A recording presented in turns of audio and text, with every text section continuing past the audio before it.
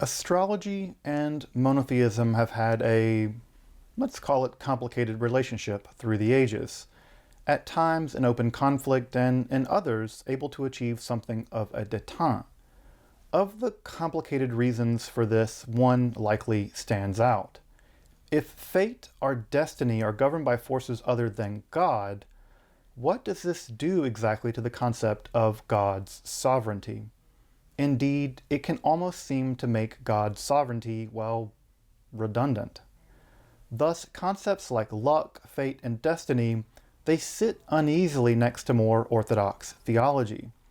For instance, the Anglo-Saxon concept of fate, or weird, the Wanderer states, "Weird bith ful arad," fate is inescapable, resolute, steadfast, even becomes our modern word for something uncanny or strange. Well, weird. Weird becomes weird. In this episode of Esoterica, yes, we and not some strange royal academic we're going to discuss the role of astrology in early Judaism and Islam. That you ask? Well, this episode's special because I'm joined by Esme L.K. Partridge, who will be covering astrology in Islam, especially in the thought of Al-Kindi. You may remember Esme from my episode on the stellar rays, where I heaped praise on her commentary on just that text. Esme is an outstanding junior scholar, and I'm thrilled to have her here on Esoterica.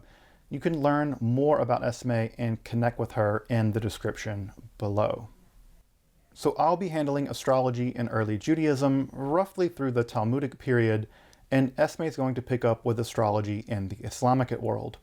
Of course, this won't be an exhaustive history, but it will hopefully prove to be a solid introduction to the discussion surrounding astrology in early Judaism and roughly from the 8th to the 14th centuries in the Islamic world. If you're interested in magic, Hermetic philosophy, or mysticism, make sure to subscribe here to Esoterica. Also, if you want to support my work of making accessible, scholarly, and free videos on topics in esotericism, please consider supporting me on Patreon or with a one-time donation. Your support makes Esoterica possible, and I really deeply appreciate it. Thank you.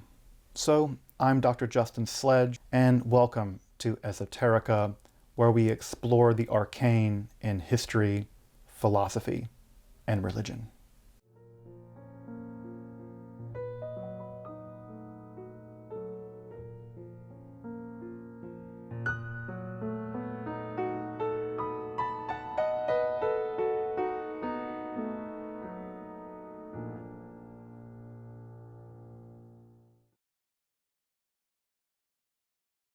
To better understand the uneasy relationship between Judaism and astrology, indeed the phrase for paganism or idolatry in rabbinical Hebrew is avodat chochavim, or star worship, it may be helpful to get some insight into how the ancient Israelites understood the heavens and the inhabitants therein.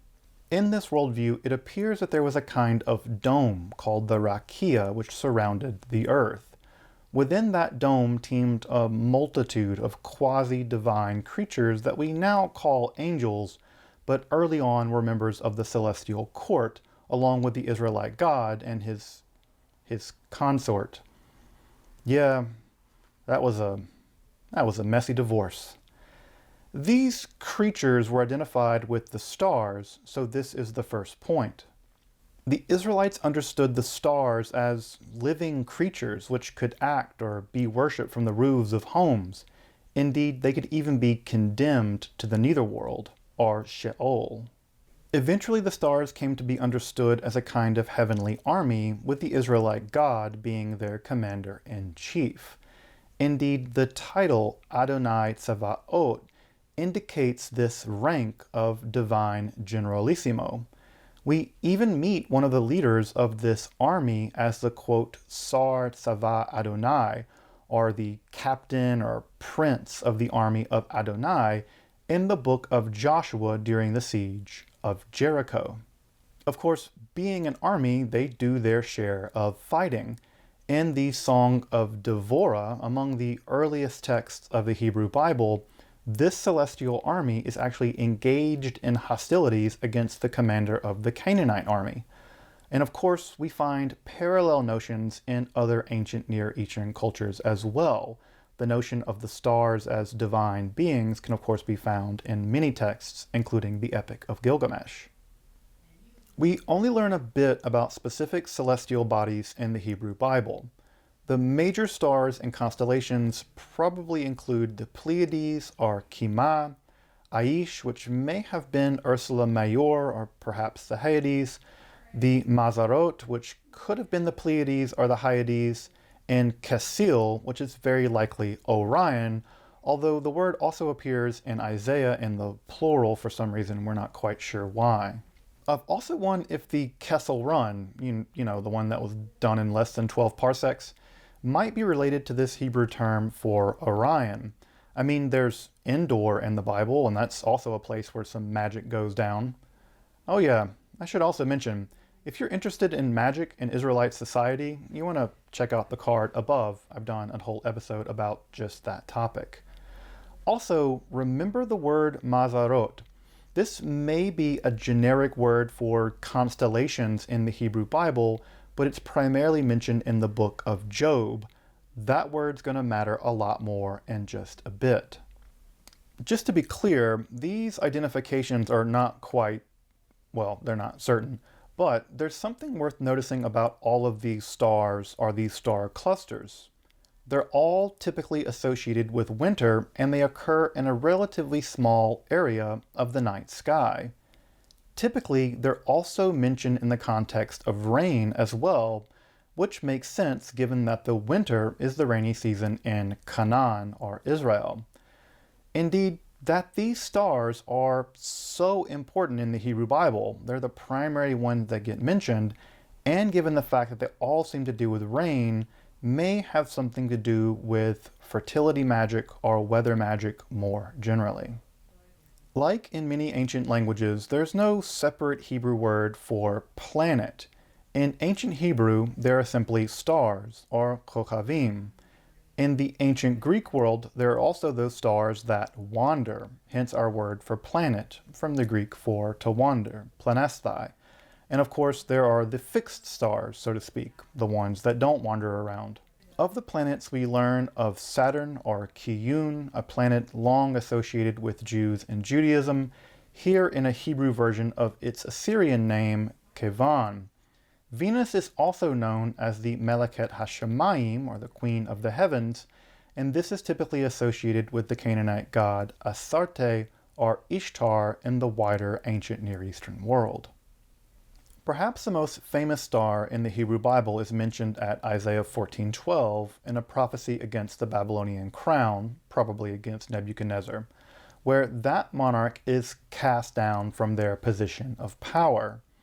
There the monarch is termed, quote, Halel ben Shachar, or Halel, the son of the dawn. This is a very complicated literary play between being both the one that shines and the one that's cast down into the pit of the netherworld. Of course, the reference here might be to the planet Venus, but when that word was translated to Latin as, well, Lucifer or light bearer, this entire section becomes taken by Christians to describe the fall of Satan following his disastrous heavenly rebellion. So that really got out of hand.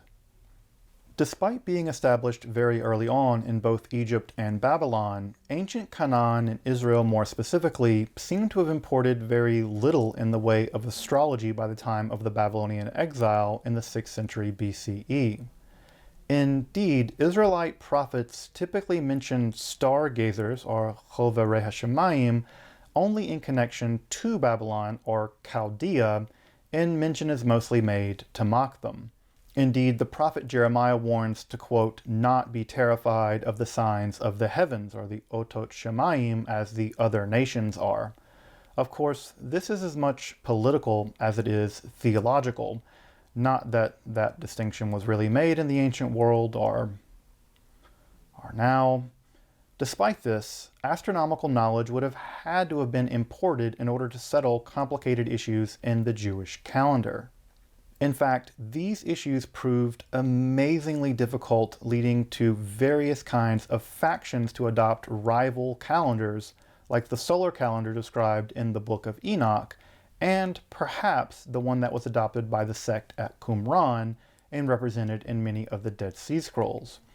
Indeed, an early horoscope, well, specifically a kind of astrological physiognomy, has been found in the Dead Sea Scrolls themselves at Q186.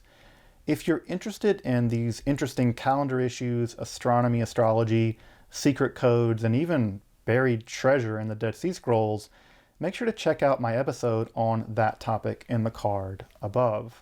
With the rise of the apocalyptic mode of Judaism and its vast literature, there would prove to be little room for predictive astrology. Indeed, apocalyptic Judaism was deeply deterministic, but only determined by the divine will. So we are pretty much unsurprised to see a systematic association of all forms of divination, including astrology, with the various fallen angels or the Watchers in the Book of Enoch. Now, this is all a bit ironic considering that the astronomical and calendrical sections of that very same book would have been impossible without sophisticated astrological knowledge in the ancient world. This might, however, represent an early attempt on the part of Jews to separate between predictive astrology and merely descriptive astronomy, although that idea is a bit contentious. The Book of Jubilees also has Avram being called forth from his astrological observation to the worship of one singular God, thus putting these two things in a kind of juxtaposition. As Jewish mythology develops, however, Abraham actually becomes thought to have basically invented astrology, with all the wise men of the world coming to consult with him. Similar ideas also occur in the Talmud, and as Esme actually pointed out to me in a correspondence, they also occur in Qur'an Surah 6. More on this idea as we get later into the rabbinical period. This, of course, only reinforces the similar prohibitions on various, though not all, forms of divination in the Hebrew Bible. Again, it's worth driving home that the Hebrew Bible condemns certain forms of divination, apparently divination by cloud and by snake, among others. Astrology is never really mentioned, much less condemned, as one of the forms of divination. And of course, other forms of divination, like divination by the Urim and Thummim, are, well, encouraged and allowed. During the same period as the rise of apocalyptic Judaism, the Sibylline oracles also seem to commend a Jewish rejection of astrology, and Philo of Alexandria also seems to see basically nothing other than folly in this practice, as we see in his text on the contemplative life. Though he does note that the 12 stones in the breastplate of the high priest represent the entire universe, so yeah, that's not the zodiac or anything. Though it is clear that Josephus sees in the heavens portents of the destruction of the temple. So again, we have Philo, the Sibylline oracles, and Josephus all taking rather different positions on how to interpret the sky, if we should at all. The New Testament's also surprisingly silent on the practice of astrology, though Jesus does mention in the Gospel of Luke that the apocalypse basically would be accompanied by, quote, signs in the sun, moon, and stars. And of course, no ancient reader of the Gospel of Matthew would have been surprised that Zoroastrian priests, or magi, followed a star to the infant Messiah. Here, the writer is likely polemicizing against the Jewish rejection of the messianic character of Jesus. While the Jewish establishment has rejected him, even non-Jewish wise men could recognize the truth literally written in the heavens. Of course, the relationship of early Christianity and astrology would need to have its own episode, or 10, so stay tuned for that. Of course, with the destruction of the Jerusalem temple, Judaism underwent a major innovation. Shifting away from sacrifice to prayer and learning, the major center of Jewish life was eventually shifted following the Bar Kokhba revolution of 132 to 135 to the Galilee, and then to the academies of Babylonia. During this period, oral traditions were first written down, perhaps out of rabbinical fears following the genocide in Palestine. First came the Mishnah in around 200 of the Common Era, followed by the commentaries produced in both the Galilee in around 400, and then the most important Jewish text of all, second only to the Bible, the mammoth commentary that came to be known as the Gemara, or the Babylonian Talmud, redacted sometime between 500 or 600 of the Common Era. Of course, by this time period, Hellenistic astrology had become dominant in the region and was a highly developed system of incredible precision and nuance. For the rabbis of the major academies of Sura and Pumbedita, the question of astrology was not whether it worked or whether it was real or not. That was basically not in doubt. The question, however, was, one, whether it were permissible to consult astrology at all, the prohibition taking the form of ein sho'alin ba'kaldaim, or not consulting the Chaldeans, and two, to what degree exactly astral influence affected the people of Israel. The first question, whether or not one can consult with non-Jewish philosophers, is in some sense the easier to settle. Of course you can't. You just consult with the Jewish astrologers. Now, this question about whether the consultation of astrology at all is constitutive of consulting with the Chaldeans is going to be a huge question in the entirety of the Jewish practice of astrology in the medieval European context. But that's going to have to be a future episode. At this point at least, the legal opinion seems to have been that while astrology had its origins with non-Jews, the practice of astrology was not forbidden to Jews. In fact, it seems like basically all the rabbis consulted with or knew something about astrology in the Talmud. After all, astrology is very much akin to something like mathematics or medicine. In fact, it intersects with both mathematics and medicine. And like other sciences, it was invented by non-Jews, but of course, widely practiced by them. That the belief in astrology was widespread and relatively orthodox is perhaps best on display in the numerous astrological mosaics and other artwork that adorn the synagogues of this period. In this period, astrologers are typically referred to in Hebrew as Chaldeim or Chaldee in Aramaic, both terms for Chaldeans, while the more mysterious term Itztagnin or Itztagniut for astrology is also common as well. The transliterated Greek terms astrologos and astrologia are also common, especially in texts produced in Palestine. While most of the Talmudic rabbis believed that astral bodies had a direct impact on earthly affairs, they were often skeptical that such complex and mysterious astral bodies and their relations were or even could be interpreted correctly.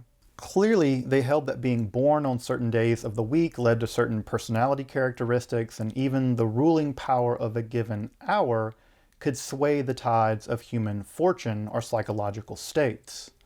All human beings, though perhaps not all animals, are connected to a certain star, or mazal. Another opinion states that even single blades of grass have a ruling star, or mazal, that makes them grow. Now, you may remember this word from earlier in the book of Job, and indeed, mazalot becomes one of the words for constellation in Hebrew. Of course, you've probably even heard people shout Mazel Tov at joyous celebrations in the Jewish world, such as at weddings.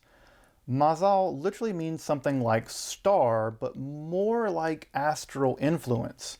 And the phrase likely has the sense of, may you be under the influence of a good astral power, or may you be under the influence of a good star, or more simply just, good luck. I've always appreciated the fact that when something wonderful happens in Judaism, we still say, yeah, good luck with that. I mean, it's not like the Jewish people have been through anything that make them anxious about the future or anything. This also introduces the central debate around astrology during this period of the relationship of Judaism to that practice. If Israel had a special covenantal relationship with God, then how could astral influence intervene upon that bond? The typical attitude taken in the Talmud was, quote, Ein mazal Israel, or there's no astral influence upon Israel. Though just what this means has been variously interpreted as there's just no astral influence at all, to only on Israel's collective fate, or that there is no mazal for Israel, but other nations are governed by mazal, so astrological prediction still holds, to even that mazal doesn't even bear on individual members of the Jewish people. Of course, other prominent rabbis held that the stars, well, basically determine things like wealth, profession, the amount of children one would have, various kinds of psychological traits, and various kinds of other conditions were basically fated by the mazalot. However, there does seem to be a pretty significant agreement on the idea that righteous deeds can undo even the power of the stars.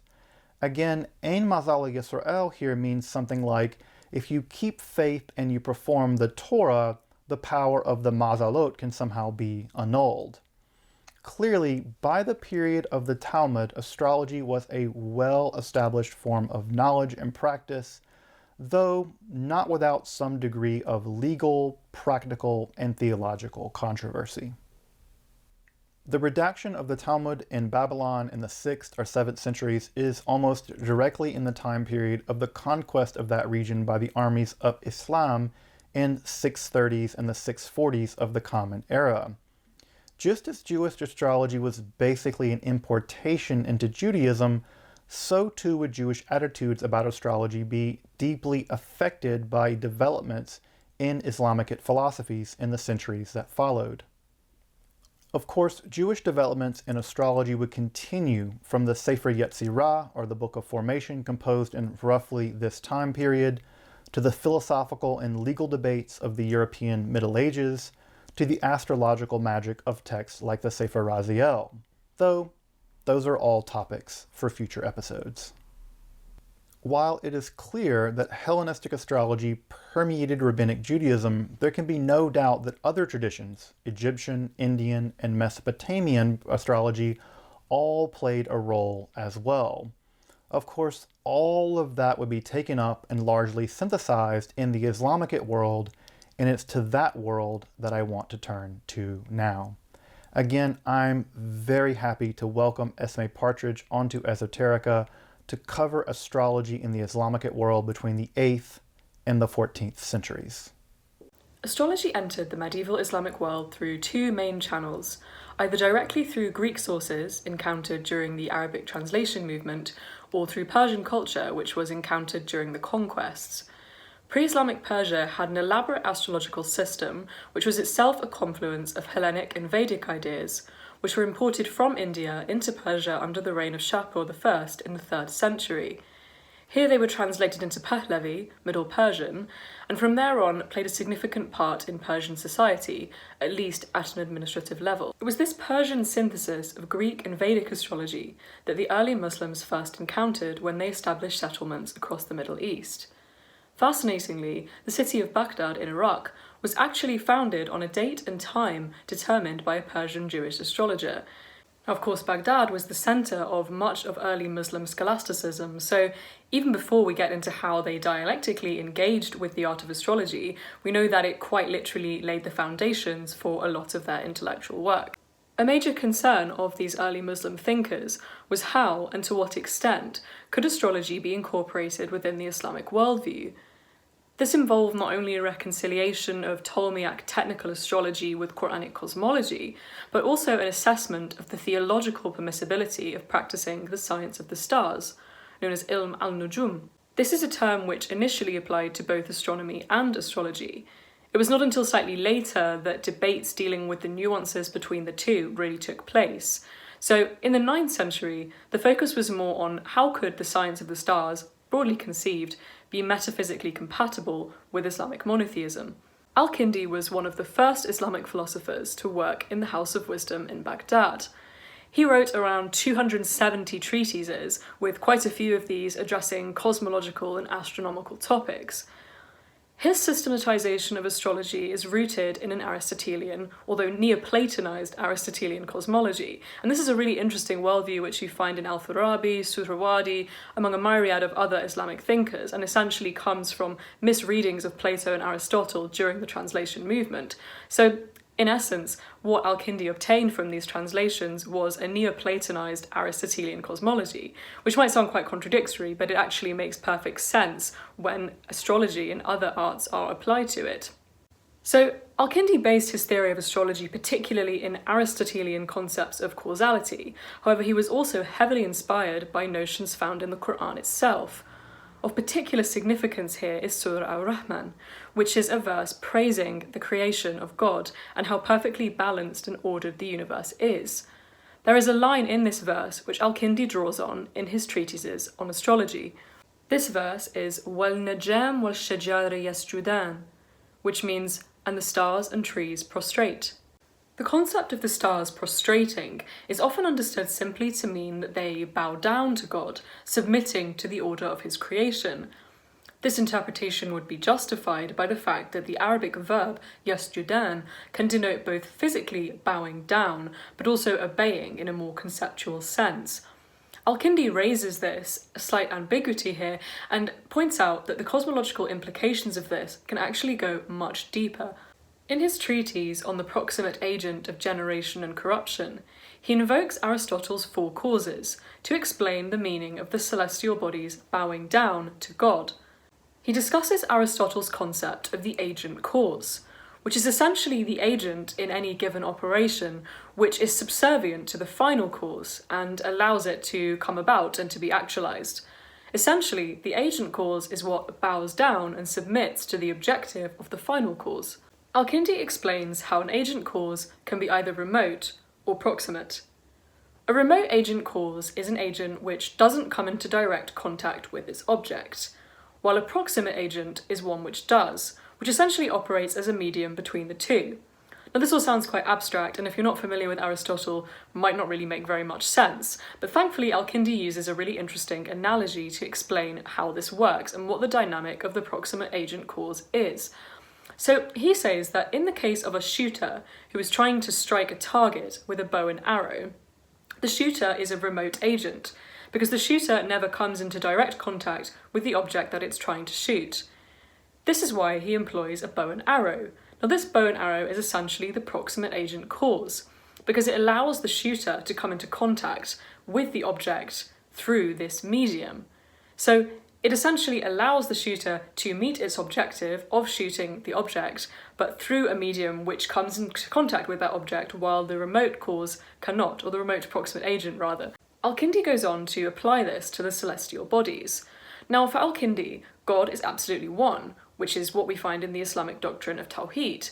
Now for Al-Kindi, as he explains in his treatise on First Philosophy, if God is absolutely one, then God must have no generation and corruption, and this means that God cannot come into direct contact with that which is generating and corrupting, namely the physical world. This basically creates a sort of quasi-deist theology in which God can't actually come into contact with his creations. So he needs to employ a proximate agent in order to do that, making him the remote cause. The celestial bodies take the form of this proximate agent cause because the celestial bodies can in fact have contact with the material world. So the celestial bodies take on this role of the proximate agent, whereby they act as a kind of metaphysical middleman. This allows God's final causes to be acted out in the world, but through this proximate medium. The reason that the celestial bodies make for an ideal proximate medium is that they influence the way that the four elements affect Earth. So essentially what Al-Kindi argues is that the motions of the planets are responsible for the changes in vibrations and heat and light and all of these other forces which affect how material elements change and what forms they take on. In other words, the stars and the planets mediate the unity of God, Tawheed, with the multiplicity of creation, acting as a proximate agent that allows the divinity and transcendent unity of God, which is inherently atemporal and eternal, to come into contact, through proximation, with that which is contingent and material. So, although of course the stars and planets are themselves material, they're of a sort of more metaphysically perfect quality, because they're closer to the eternity of God. And we can really see the Aristotelian influence here. We think about how Aristotle made the comment that the stars and the planets move out of a spiritual desire to imitate the prime mover. They do this by moving in eternal circles.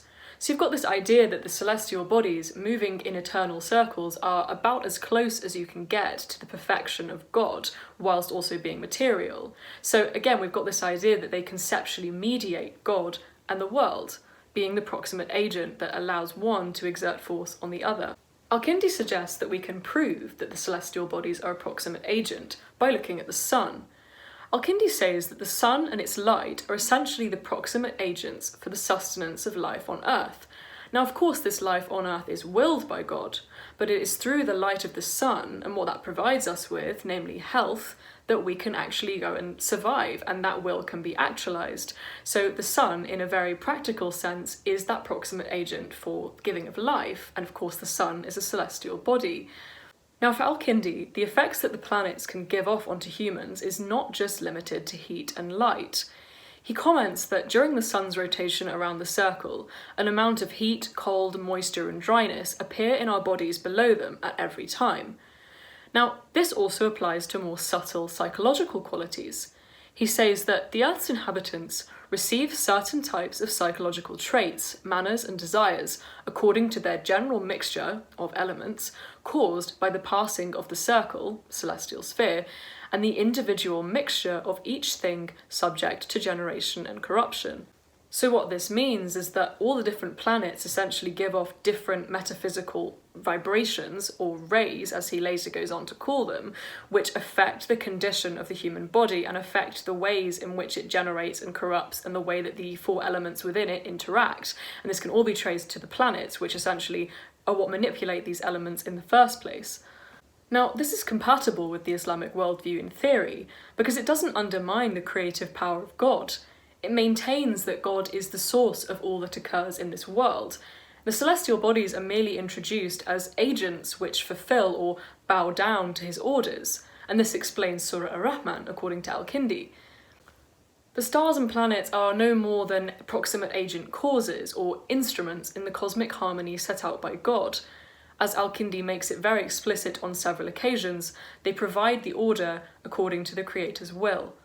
We also find this belief held in early tafsir, that is, interpretation and commentary on the Qur'an. Commenting on verses which mention the stars and planets, the 9th century Persian scholar Al-Tabari suggested that the heavens can be understood as instruments for God's control over creation. Al-Tabari explains this through using a really vivid metaphor of chords, which express the Arabic concept of asbab, meaning causality. Al-Tabari says that there are chords all around us which connect the heavens and the material world, and these chords, he writes, are finer than hair and stronger than iron, and they are everywhere, although they are invisible. So it would seem that here Al-Tabari is alluding to quite a similar concept to Al-Kindi's, namely that the celestial bodies are responsible for causing things on Earth through manipulating subtle vibrations of heat and light and other forms of energy, which go on to affect the material constituency of all created things and therefore determine their nature. And I think this idea of ropes is really interesting, this idea of ropes and cords, because you get this really vivid understanding of God's actions being directly tied to that on the world, but nonetheless through a medium which sort of links the two states of existence together, namely eternity of God and contingency and temporality of the world below. Now, in one of his more esoteric works, Al-Kindi takes this complex metaphysical system a step further. In his treatise, which is often known as On the Stellar Rays, which only ever survived in Latin, not in its original Arabic, Al-Kindi goes on to say that as human beings with a fitra, that is, a divine spark within us, we can actually tap in to these stellar rays, these vibrations coming from the stars and planets, and we can actually manipulate them as proximate agents to suit our own objectives. In explaining how human beings can effectively harness the stellar rays through drawing sigils, making incantations, and even performing animal sacrifices, Al-Kindi is basically elaborating on essentially a system of astral magic, in which human beings are, as I say, tapping into these celestial vibrations and using them to meet their own desires and means. Now, this does not necessarily compromise with Islamic monotheism, because it still asserts that the origination of these celestial rays still comes from God's will. It's simply a matter of human beings activating their own divine consciousness and divine power, essentially, to use these rays to meet their own ends. That said, the text references to things like sigils, incantations, and sacrifices clearly has undertones of magical practice and what would often be known as idolatry or shirk in Islam.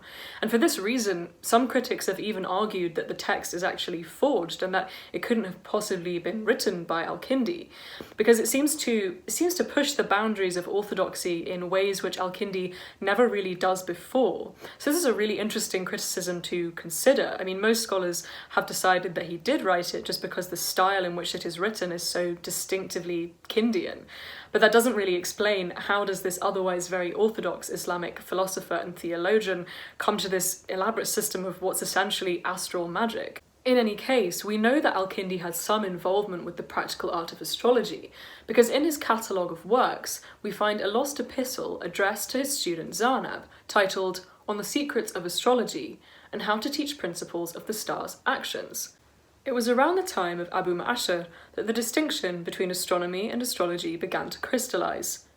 He sought to defend the latter art, claiming that predicting the future through the activities and measurements of the celestial bodies doesn't go against the Islamic credo, but actually complements it. He's inspired by the Qur'an and its several references to seeking knowledge, for example, Lord, increase my knowledge.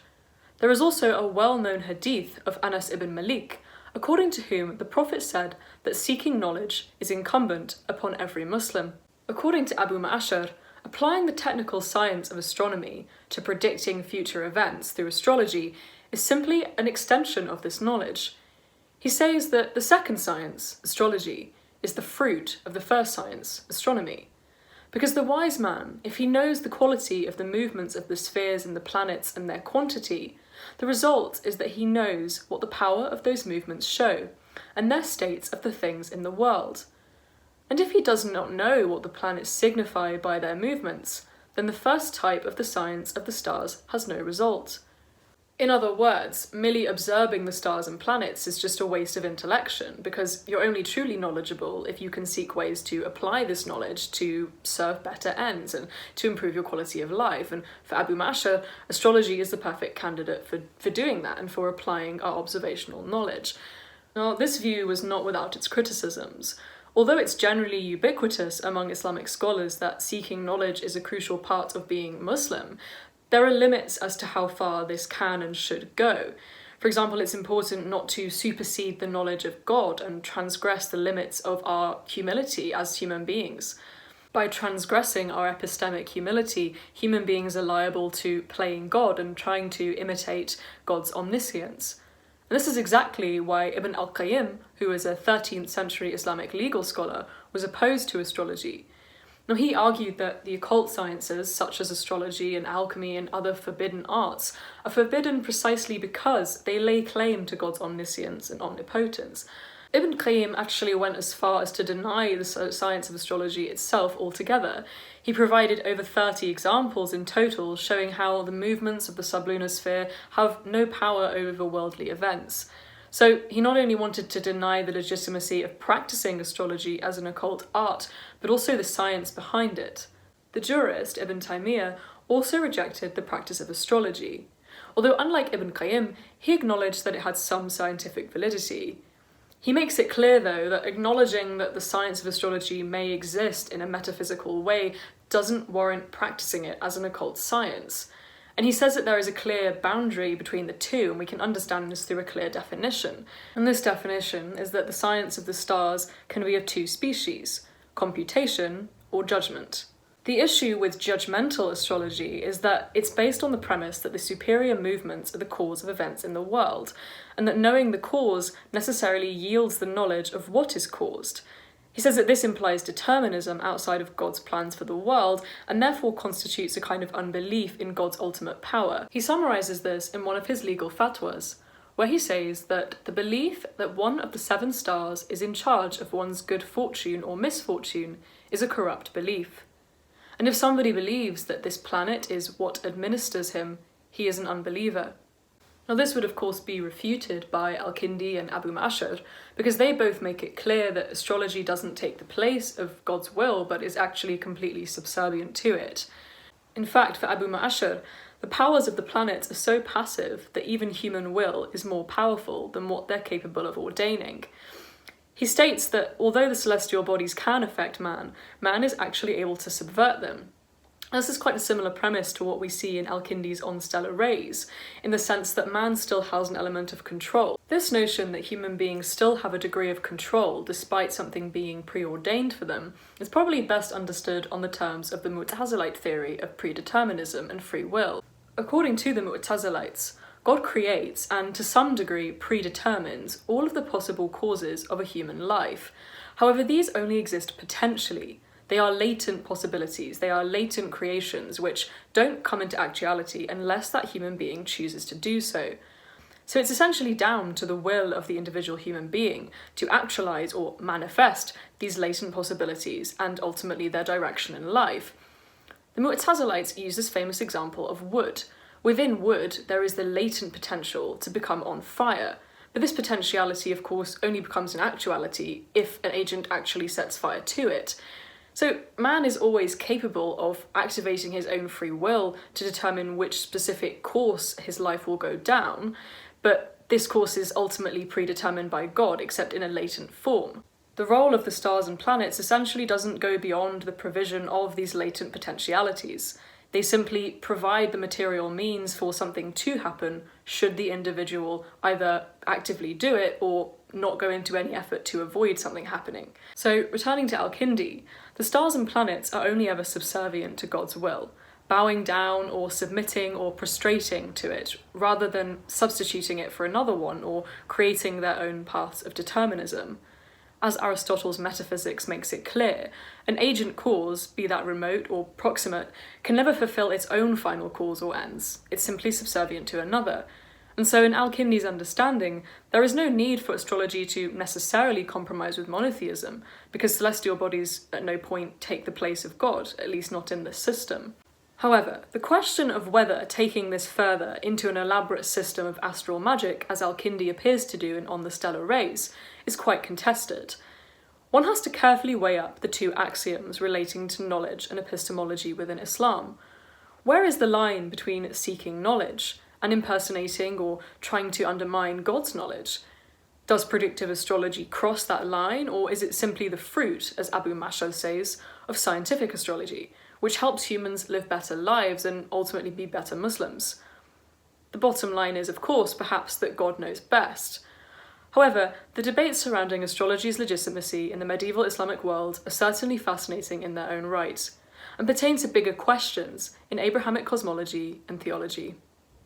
The wonderful thing about doing education on YouTube is that we can reach across the ether, so to speak, and really lean on each other for our respective expertise.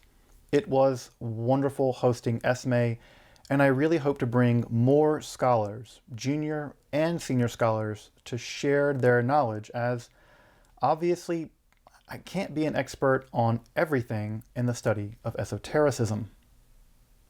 You'll find links in the description below for more on astrology and Judaism, including a really great source sheet from Sefaria with primary sources in Hebrew, Aramaic, and English.